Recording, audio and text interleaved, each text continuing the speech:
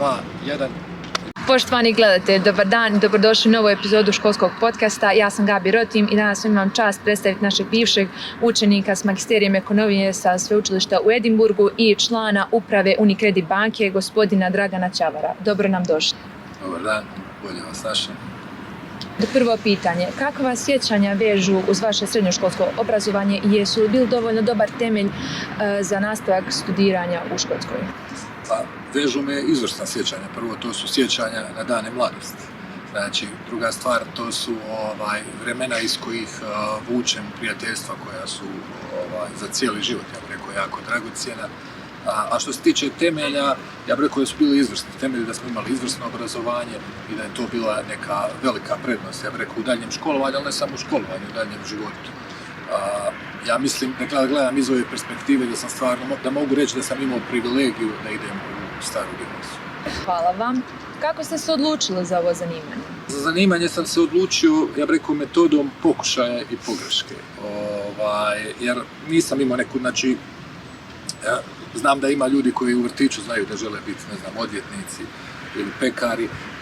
Ja sam upisao ekonomiju bez neke jasne strategije i onda sam počeo raditi, izabrao sam jednu kompaniju, radio sam, vidio sam da nije to, pa sam mijenjao 2-3 puta i to je objektivno bilo malo teže kući objasniti, pitao sam me pa šta stalno mijenjaš posla, međutim, poslije par godina sam došao do sadašnjeg poslodavca, do Unicredit banke i tu sam došao u jednu, ja bih rekao, vrlo ozbiljnu organizaciju s ljudima koji su mi dali priliku da učim, da rastem, sa ljudima koji su me stalno gurali iz zone komfora, ali opet su me čuvali da ne nastradam.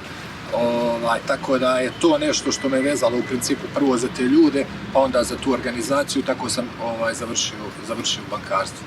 Znači, sad gledajući iz ove perspektive, ja bih rekao da sam na neki način povezao svoje interese koje sam razvio kroz život sa nekom organizacijom koja mi je dala prostor da rastem.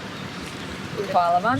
S obzirom da obilježavamo dan štednje, koje su po vama najučinkovitije strategije za štednju?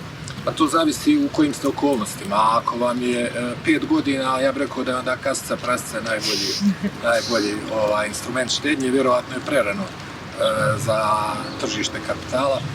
U srednjoj školi ste vi na nekom putu između kasice i prasice neke ozbiljne štednje, a rekao bi da priča postaje ozbiljna kad počnete raditi. Kad počnete raditi, onda imate neke redovne priljeve s jedne strane, s druge strane imate neke ciljeve u budućnosti, ne znam, želite kupiti auto, želite kupiti stan, želite razmišljati o školovanju djece i na kraju krajeva imate neku mirovinu u nekoj perspektivi.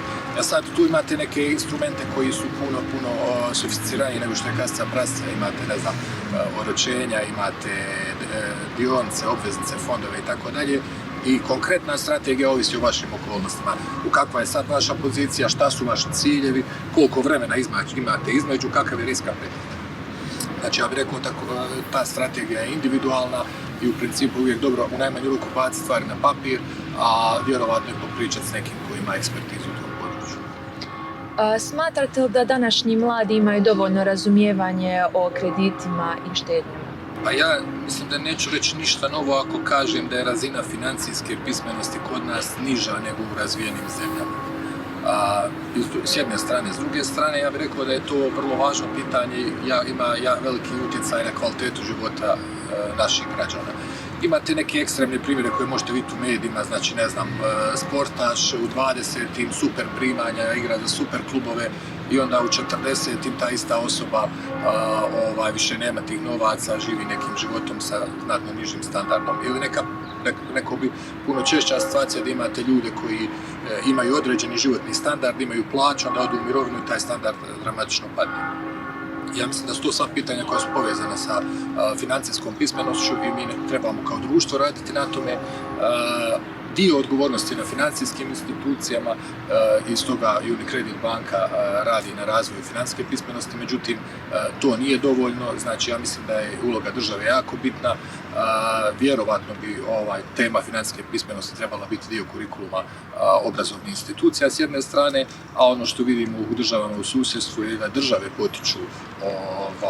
potiču na neki način u štednju kroz davanje inicijativa da se kupuju neki dužnički vrijednosni papiri, kroz neke poticanje mirovinske štednje i tako dalje. Tako da se nadam da ćemo napraviti iskorak i da ćemo imati još veću razinu financijske pismenosti u društvu.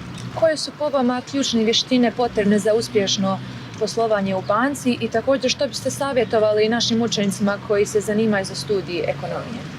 Ok, tu par stvari bih rekao. Prvo, znači u banci možete raditi ako ne studirate ekonomiju. Znači u banci mi imamo niz stručnjaka iz područja informatike, prava, matematike, statistike i tako dalje. Znači druga stvar koja je, ja bih rekao, neka česta miskoncepcija kod mladih ljudi, ja školujem se, studiram i sad sam završio učenje i sad idem raditi.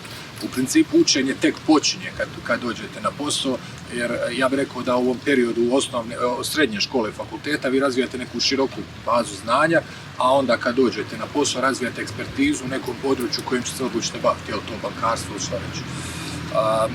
Generalno bih rekao da dvije vještine je dobro razvijati u ovom periodu srednje škole i fakulteta. To je neki znatan period života, to je neki 8 do 10 godina.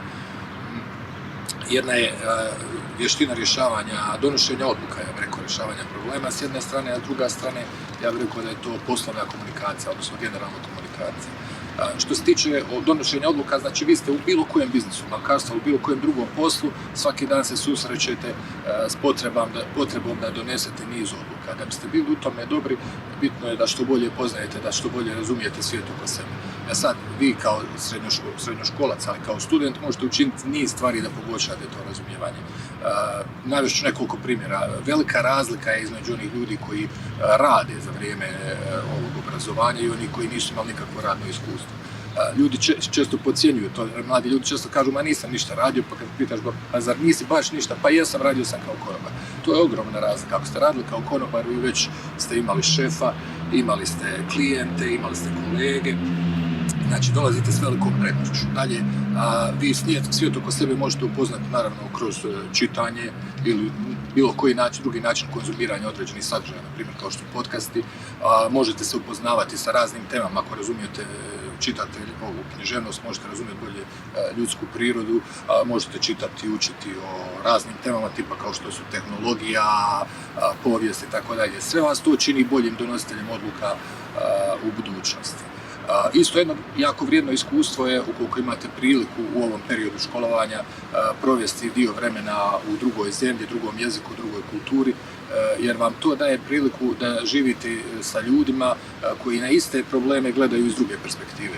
I to isto širi vašu sposobnost da razumijete sredinu oko sebe. Što se tiče ove druge stvari, to je komunikacija.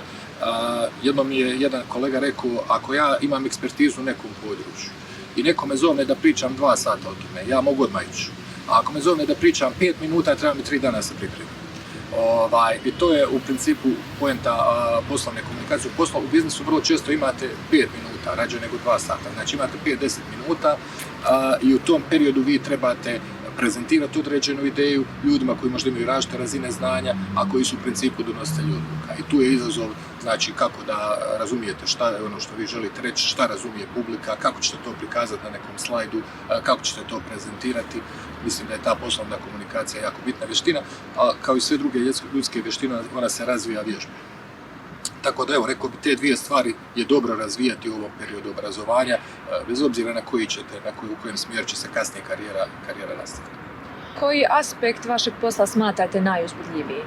Pa meni je najuzbudljivije kad nešto napravimo za klijente, kad isporučimo neku novu funkcionalnost, kad vidimo da ljudi to koriste, znači na neki način smo popravili kvalitetu njihovog života. Ali s druge strane, isto tako, jako mi je bitno da vidim da naši ljudi prolaze neku transformaciju od početnika, dođu kao mladi ljudi, obično s određenom dozom nesigurnosti i razvijaju se u vrhunske profesionalce kroz godine. Evo, to su neke stvari koje me čine sretnim. Smatrate li vi osobno da je digitalno bankarstvo sigurnije nego tradicionalne metode? Smatram da su i tradicionalne metode i digitalno bankarstvo sigurni. Sigurni su ako ih koristite na ispravan način. Znači, kartično poslovanje i plaćanje karticama je sasvim sigurno pod pretpostavkom da nikom ne date PIN, da slijedite pravila koja su vrlo jednostavna. S druge strane, ja smatram da je digitalno bankarstvo ima niz prednosti nad tradicionalnim bankarstvom. Evo, na primjeru plaćanja. Ja sad ovdje mogu 60 sekundi platiti neki račun, ako hoću da idem tradicionalno, pa odem u poslovnicu, treba mi 20 minuta. puno je jeftinije da sam platim jer to radim sam, a tamo mi treba usluga druge osobe. I dalje imam fleksibilnost, mogu platiti kad god hoću, a tamo mogu samo kad poslovnica radi. Znači ja bih rekao da ovo tradicionalno bankarstvo nema neku perspektivu sa vašom generacijom, jer objektivno će, barem kod ovih jednostavnih transakcija, sve ići u smjeru digitalnog bankarstva. Da možete promijeniti jednu stvar u vezi bankarskog sustava, što bi to bilo? Upravo to, znači upravo digitalizacija, jer ja mislim da naša zemlja, mislim to je činjenica, zaostaje u tom nekom digitalnom aspektu poslovanja, ne samo u bankarskom sektoru. Pretpostavka da to promijenimo izmjena regulative koja bi omogućila da ponudimo znači, sve proizvode i usluge putem digitalnih kanala, što bi s druge strane poboljšalo ekonomsko okružje, rekao bi kvalitetu života ljudi u našoj zemlji. Vama se osobno zahvaljujem u gostovanju u našem, ali i vašem školskom podcastu, a mi se vidimo u sljedećoj epizodi.